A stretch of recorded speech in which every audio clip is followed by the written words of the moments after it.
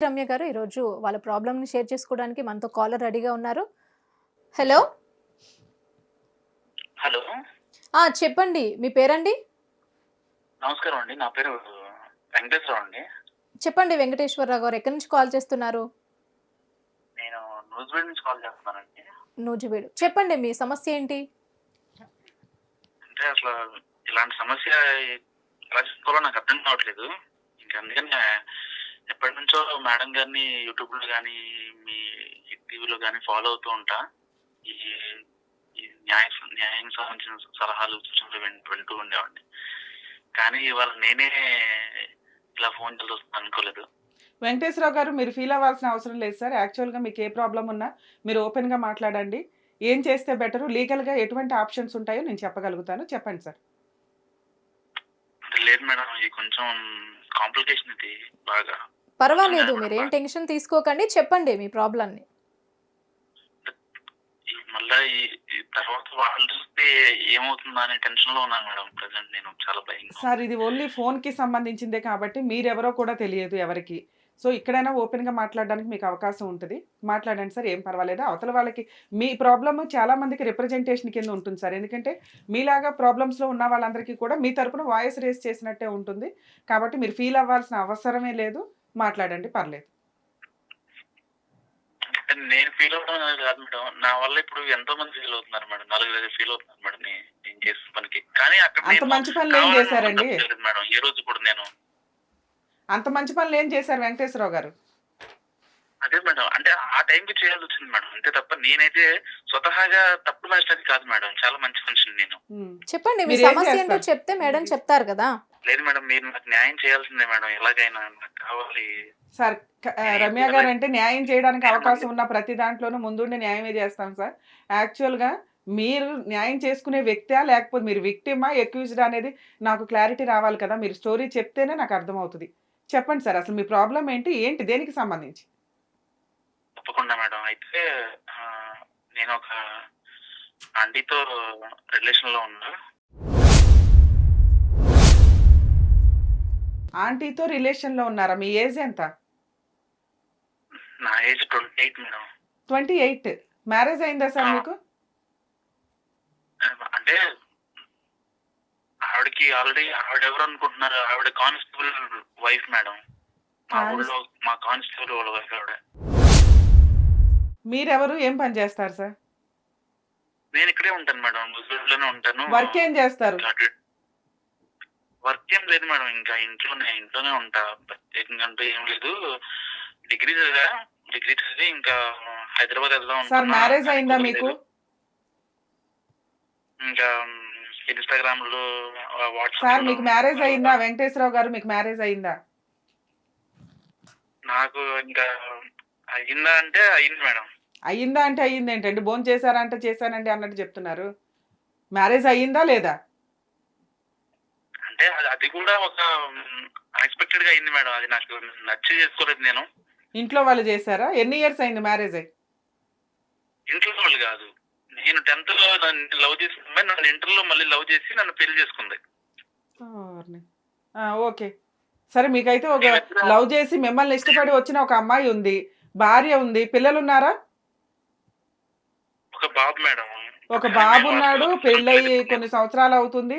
మీ వయసు 28 సంవత్సరాలే. అయినా కూడా ఒక ఆంటీ పరిచయం అయింది. ఎలా పరిచయం అయింది? మీరు ఏ వర్క్ చేయట్లా. ఖాళీగా ఉన్నారు కాబట్టి ఆంటీ ఎదురుగా దొరికిందా? ఎలా? ఆవిడతో మీకు ఎట్లా పరిచయం? ఒకరోజు సూపర్ మార్కెట్‌కి వెళ్ళాను మేడం ఈవినింగ్. ఆ! అక్కడ సంతూర్ సోప్ ఒకటే ఉంది మేడం.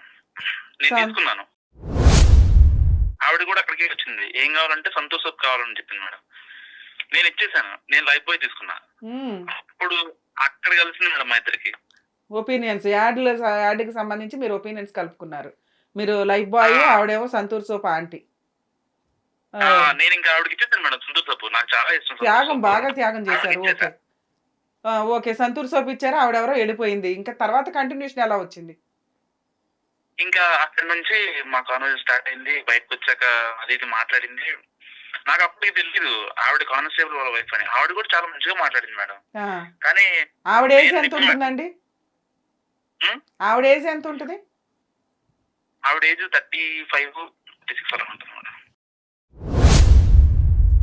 సరే చెప్పండి సార్. ఎంతకాలం నుంచి పరిచయం ఆవిడకి మీకు? దాదాపు 3 years అవుతుంది మేడం.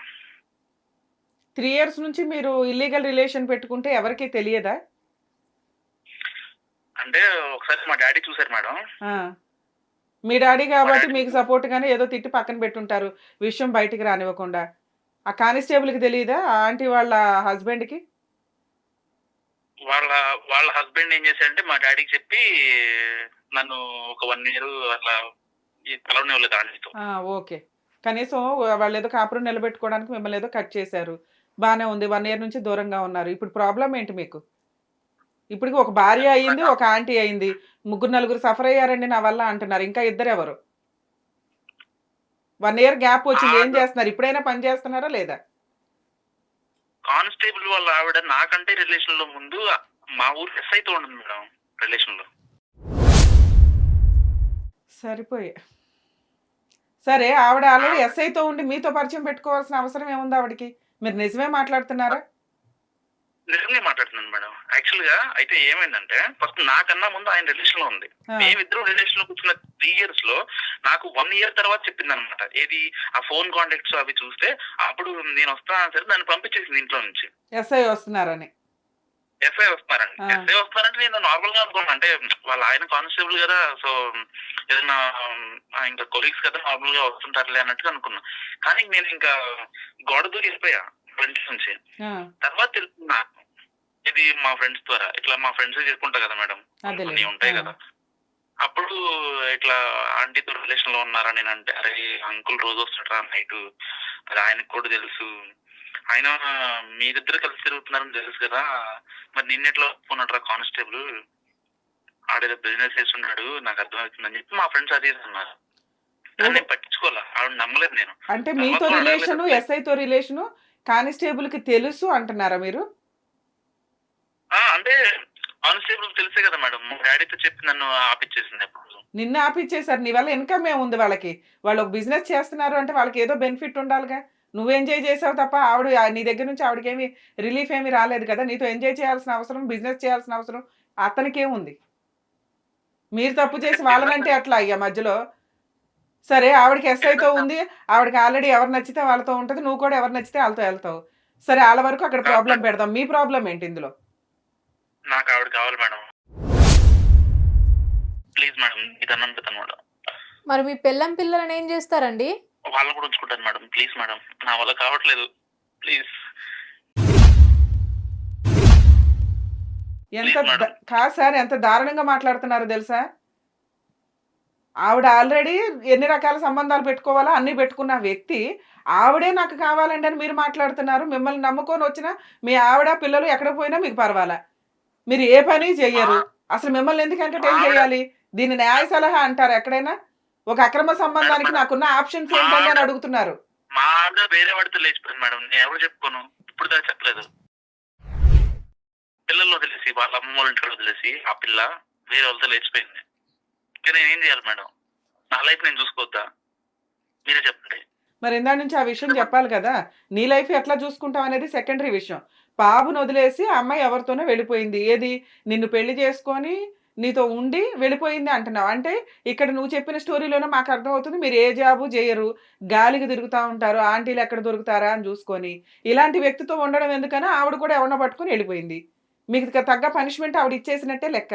అప్పుడైనా మీరు రియలైజ్ అయ్యి పిల్లల కోసం ఏం చేయాలని ఆలోచించాలి కదా! అది వదిలేసి ఆంటీని పట్టుకున్నానండి, ఆంటీ లేకపోతే ఉండనని అంటే ఆంటీకో భర్త ఉన్నాడు కదా! కాదు మేడం, ఫస్ట్ నా భార్య గురించి ఆలోచించి నేను మళ్ళీ ఇంకా ఆవిడ వెళ్ళిపోయిందని చెప్పి పిల్లల గురించి ఆలోచించి మళ్ళీ పెళ్లి చేసుకున్నా. ఏం ట్విస్టులు చెప్తున్నావు బాబు నువ్వు? ఎన్ని పెళ్ళిళ్ళు చేసుకుంటావు నువ్వు? మేడం ఆవిడ వెళ్ళిపోయింది. ఆవిడ డివోర్స్ ఇస్తే తీసుకున్నాను మేడం. మళ్ళీ వేరే పెళ్లి చేసుకున్నా. పిల్లలు నేను అదే అయితే ఫస్ట్ మీరు అసలు మీ స్టోరీ ఎంతో చెప్పండి. దాన్ని బట్టి మీలో ఎన్ని ట్విస్టులు ఉన్నాయనేది మాకు అర్థమవుతుంది. ఫస్ట్ మీ స్టార్టింగ్ నుంచి జరిగిన స్టోరీలో ఇప్పటికే చాలా ట్విస్టులు చెప్పేశారు. ఇన్ని రకాలమైన ప్రాబ్లమ్స్ మీకే ఉన్నాయి. ఇన్ని రకాల ప్రాబ్లమ్స్ క్రియేట్ చేసింది కూడా మీరే మనుషులకి, సొసైటీకి. సరే ఫస్ట్ భార్య ఎవరితోనో లేచిపోయింది. పిల్లల కోసమని ఇంకో పెళ్లి చేసుకున్నావు. ఆవిడైనా ఉందా లేదా? ఆవిడ చనిపోయింది మేడం, ఎయిడ్స్ వచ్చి. ఎయిడ్స్ వచ్చి చనిపోయిందా? ఎంతకాలం కాపురం మీ ఇద్దరికి? మా ఇద్దరిది 3 months. కానీ నేను కాలేదు మేడం, నన్ను ఎప్పుడు ఆవిడ దగ్గర రానివ్వలేదు. ఓహో, ఆవిడకి ఆల్రెడీ ముందు నుంచే తెలుసా హెల్త్ బాగోదు అని? లేదు, చాలా యాక్టివ్ గానే ఉంది, కానీ కొంచెం అదే మీకు తెలియదు కానీ ఆవిడకైతే తెలిసి ఉంటుంది, అందుకే మీతో దగ్గరికి రాలేదు అంటున్నారు మీరు. తర్వాత వాళ్ళ మమ్మీ వాళ్ళు ఎలా చనిపోయింది ఏంటని ఆరాధిస్తే అప్పుడు కేసు అయితే నేను చంపానని అనుకున్నారు. దాని తర్వాత తెలిసింది తను ఎయిడ్స్ తో చనిపోయిందని. సో ఇంకా నాకు పెళ్లి మీద విరక్తి పుట్టేసింది మేడం. ఆ పిల్లల్ని మా అమ్మోళ్ళ దగ్గర నుంచి అయినా మా నాన్న దగ్గర నుంచి అయినా ఆ పిల్లల్ని ఎలాగైనా చూసుకుంటాను, కానీ ఈ సమాజం మళ్ళీ 3వ పెళ్లి చేసుకుంటే ఇంకా వీడికి పెళ్లిళ్ళు ఎంతమంది అనుకుంటారని చెప్పి పెళ్లిళ్ళు అంటారని నేను చేసుకోలేదు ఇంకా. అదే అందుకని ఈవిడతో రిలేషన్ పెట్టుకున్నారా మీరు? మరి ఇంకేం చేయాలి మేడం ఇంకా. సరే, మీ ఇద్దరి మధ్య బాండింగ్ ఏంటి? ఇప్పుడు ఆవిడ ఆల్రెడీ మీకు ఒక భార్య లేచిపోయింది, ఇంకో భార్య చచ్చిపోయింది, పిల్లలు ఉన్నారు. అలాంటి వ్యక్తితో ఆవిడ రిలేషన్ పెట్టుకుంది, ఆవిడకి ఇంకో ఎస్ఐతో కూడా సంబంధం ఉంది. అలాంటి అమ్మాయి కావాలని ఎందుకు అనుకుంటున్నారు మీరు? ఆవిడకి మీరు ఒక ఆఫ్టర్ ఆల్ కదా. ఆవిడని నేను దగ్గర నుంచి చూసాను మేడం, నన్ను కూడా ఆవిడ దగ్గర నుంచి చూసింది. అంటే మనసులు కలిసాయి అమ్మాయి. మనసులు కలిస్తే ఎస్ఐని వదిలేయాలి, భర్తను వదిలేయాలిగా. నువ్వు ఇప్పుడు చెప్తున్న ఆప్షన్ అదే. ఆవిడ నాకు కావాలండి, నేను ఆవిడకి కావాలండి. ఇప్పుడు ఎస్ఐని కట్ చేయడం ఎట్లాగా, భర్తను కట్ చేయడం ఎట్లాగా అంటున్నారు. అదేనా మీరు అడిగేది? అదే మేడం, నాకు ఈ ఒక్క దాంట్లో న్యాయం చేయండి. సరే, ఆ విషయం ఆవిడ అడిగి, ఇందులో నేను న్యాయం చేసేది ఏందయ్యా? ఏమన్నా పద్ధతి ఉందా నువ్వు అడిగేదానికి? మీ ఇద్దరికి బెల్ట్ తీయాలి ఒక రకంగా మాట్లాడాలంటే. మీరు అక్రమ సంబంధాలు పెట్టుకొని మా షోలో మమ్మల్ని న్యాయం చేయమంటావేంటి? లీగల్ ప్రొసీడింగ్స్లో నీకు ఏం ఆప్షన్స్ ఉంటాయో చెప్పగలుగుతాం, కానీ ఆంటీని పిలుచుకొచ్చి నీతో కలిపి నుంచో పెడతామా? అమ్మ మీ ఆయన్ని వదిలేసే, ఎస్ఐని వదిలేసే, ఈయనంట పాపం ఇద్దరు భార్యలు ఇదైపోయారు, నువ్వు ఇంత ఉండని. ఈవిడేమవుతుందో నిన్ను పెళ్లి చేసుకున్నాక మళ్ళీ? కరెక్ట్ మేడం, కానీ నేను అనేది నేను ఇంకా ఆవిడతో తప్ప ఇంకెవరితో కాదు సార్. ఈ షో అంటే కాస్త వాల్యుబుల్ సలహాలు చెప్పడానికి ఉపయోగపడుతుంది. మీ అక్రమ సంబంధాలు అన్ని ఎలా కంటిన్యూ చేయాలని చెప్పడానికి కాదుగా. ఆ సుప్రీంకోర్టు జడ్జిమెంట్ వచ్చినాక ప్రతి ఒక్కళ్ళకి ఇది ఒక అలవాటు అయిపోయింది. ఓహో, అక్రమ సంబంధాలు ఎవరన్నా పెట్టేసుకోవచ్చు, ఏ భర్త కేసు వేయలేడు, ఏ భార్య కేసు వేయలేదు అని. సరే, మీ వైపు నుంచి అంటే ఎటువంటి ప్రాబ్లం లేదు, ఎందుకంటే అక్కడ భార్యలు లేరు బాధపడడానికి. ఆవిడకో భర్త ఉన్నాడు కదా, అసలు ఆయనకి తెలిస్తే ఆయన గుండె పగిలి చేస్తాడు. మీరేమంటున్నారు? నా గురించి తెలుసా అండి, తెలుసు, మా నాన్నగారికి చెప్పారు, మా నాన్నగారు ఇక నన్ను ఒక 1 year దూరం ఉంచాడండి, అయినా మేము సీక్రెట్గా మాట్లాడుకున్నాం ఫోన్లు అవి, అయినా నాకు ఇప్పుడు ఆవిడ కావాలండి అంటున్నారు. ఆయన దృష్టిలో నువ్వు ఒక్కడవే తెలుసు, భార్యను వదులుకోలేక నిన్ను కట్ చేయడానికి ట్రై చేశాడు. ఎస్ఐ ఉన్నాడని ఆయనకి తెలియదు, ఎదురు ఆయన మీద ఎలిగేషన్. నువ్వు కానిస్టేబుల్ ఏం చేస్తాడు? భార్యలు ఈ మధ్య వాళ్ళ ఇష్టం వచ్చినట్టు వాళ్ళు బతికితే వాళ్ళు మాత్రం జెంట్స్ ఏం చేయగలరు? కోర్టులకి వెళ్ళి ఏం చేయడానికి అవకాశం లేకుండా అయిపోయింది. మీకు అక్రమ సంబంధం ఉండి కూడా అసలు మీరు ఇద్దరు పెట్టుకున్న అక్రమ సంబంధాలు మీ ఇద్దరిని జైల్లో వేయాలి. ఒకప్పుడు ఉన్న ఆప్షన్ అయితే మీ ఇద్దరిని తీసుకెళ్లి ఆ ఎస్ఐని కూడా తీసుకెళ్లి జైల్లో వేసేవాళ్ళు. ఆ హస్బెండ్కి తెలుసు కాబట్టి విషయం. ఎస్ఐని ఏం అనలేకపోయాడు. నువ్వేం చేస్తావు? నువ్వు ఆల్రెడీ బయట వ్యక్తి కాబట్టి మీ నాన్నకి చెప్పి కనీసం కంట్రోల్ చేశాడు. ఈయన కనుక రివర్స్ అయితే ఆటోమేటిక్గా ఈవిడ ముందు కేసులు ఫైల్ చేస్తుంది కదా భర్త మీద, 498 మెయింటెనెన్స్ డీవీసీ అని. మీ అక్రమ సంబంధాలకు మళ్ళీ ఒక లైసెన్స్ కావాలి. ఏమో కొన్ని రోజుల్లో ఆ ప్రాసెస్ కూడా నడుస్తాయేమో, మాకు అది అర్థం కావట్లే. ఈ మధ్య కొత్తగా నీలాంటి వాడు ఒకడు పంజాబ్ హైకోర్టుకు వెళ్ళి నాకు ప్రొటెక్షన్ కూడా కావాలండి అని భార్య దగ్గర నుంచి ప్రొటెక్షన్ అడిగాడట. మేమిద్దరం అక్రమ సంబంధం పెట్టుకున్నామండి, నా లవర్కి నా భార్య వచ్చి కొడుతుంది, రెగ్యులర్గా గొడవ చేస్తుంది వాళ్ళ ఇంటి ముందు, అక్కడ రాకుండా ఉండడానికి ప్రొటెక్షన్ ఇవ్వండి అని పిటిషన్ వేస్తే జడ్జెసే నోరెళ్ళ పెట్టుకోవాల్సిన పరిస్థితి వచ్చింది మీలాంటి వాళ్ళ వల్ల. ఎవరైనా భార్య ప్రొటెక్షన్ అడుగుతారు, లేకపోతే వాళ్ళిద్దరూ కొట్టుకున్నందుకు అడుగుతారు. లవర్ కోసం ప్రొటెక్షన్ అడిగాడు. మళ్ళీ ఇందులో నువ్వు భర్తను వదిలేసి నా దగ్గరికి రమ్మని అంటాం. మీరిద్దరే మాట్లాడుకుని ఆ దుకాణం మీద పెట్టుకోవచ్చు కదా, మధ్యలో ఈ కాళ్ళు ఎందుకు? అమ్మాయితో మాట్లాడావా? చాలా మంచోడు బాబు, నీ మంచితనం చూడలేక మాకు వినడానికే ఇబ్బందిగా ఉంది. ఇంత మంచితనం సొసైటీలో చాలా కష్టం. అంత మంచిగా ఉండకండి, కాస్త మారి పిల్లల్ని చూసుకోవడం ఎట్లాగా అనే ఈ పనులు కూడా స్టార్ట్ చేయండి. అంత మంచితనాలు సొసైటీ తట్టుకోలేదు. అసలు ఆవిడతో మాట్లాడారా ఆంటీ తోటి? నేను డిప్రెషన్లోకి వెళ్ళిపోతున్నాను ఆంటీ, నువ్వు లేకపోతే నేను ఉండలేను, మీ ఆయన వదిలేసి రా అని మాట్లాడావా? మాట్లాడలేదు మేడం. ఎలా మాట్లాడలేదు మేడం? నేను తప్పు చేయను కదా. అమ్మో, మంచోడు. ఇన్ని తప్పులు చేసి తప్పులు చేయాలని అంటాను ఏంది? మళ్ళీ మంచోళ్ళకి లీడర్ లాగా ఉన్నాడు, అక్రమ సంబంధాల అసోసియేషన్ పెట్టేలాగా ఉన్నావు. ఎవరో వస్తారు ఏదో చేస్తారు అని ఎందుకు ఎదురు చూస్తావు? రా, నీ ఊర్లో ఉన్న సమస్యలని నువ్వే పరిష్కరించు. నీ ఇల్లే కాదు, నీ ఊరు కూడా నీదే. ఇప్పటి వరకు మీపై ఎన్నో దాడులు దౌర్జన్యాలు జరిగినా చూస్తూ ఉన్నారు. మీ చుట్టూ జరిగే అన్యాయాన్ని వీడియో తీసి ఈ క్రింద ఉన్న నంబర్కి పంపించండి. మీ ఊర్లో జరిగే వింతలు, విశేషాలు మరియు మీలో కానీ మీ చుట్టుపక్కల వాళ్ళలో కానీ ఏదైనా స్పెషల్ టాలెంట్ ఉన్నా కూడా మమ్మల్ని సంప్రదించండి. ఈ ప్రపంచానికి హిట్ టీవీ మిమ్మల్ని పరిచయం చేస్తోంది. హిట్ టీవీ, ఇది సామాన్యుడి టీవీ.